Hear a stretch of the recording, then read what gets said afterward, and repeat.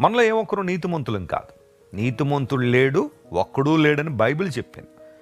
నేను నీతిమంతుడండి అని అంటే నువ్వు బైబిల్ని అబద్ధంగా చేస్తున్నావని అర్థం. మనలో ఏ ఒక్కరు నీతిమంతులు కాదు. కానీ యేసు ప్రభువునందు ఎప్పుడైతే మనం విశ్వాసం ఉంచామో, పాపులు మనం గుర్తించి ప్రభు పాదాల దగ్గరికి వచ్చి ఆయన వైపు మనం తిరిగామో, దేవుడు తన నీతిని మన హృదయాల్లో ఉంచుతున్నాడు. యేసుక్రీస్తు ప్రభు నీతి ద్వారా మనం నింపబడ్డాం కాబట్టే మనం అంగీకరింపబడుతున్నాం. నిత్య జీవంలో ప్రవేశం మనకు ఉచితంగా అనుగ్రహించబడింది.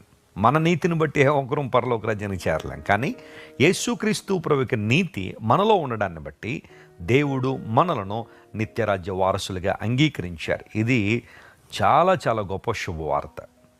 వాని హృదయము దేవుణ్ణి ఆశ్రయించి స్థిరంగా ఉంటుంది. ఎవరైతే యథార్థంగా నీతిగా దేవుని సేవిస్తున్నారో, ఆయన మాటల్లో ఆయన వాక్యంలో ఆనందిస్తున్నారో వారు దేవుణ్ణి ఆశ్రయిస్తారు.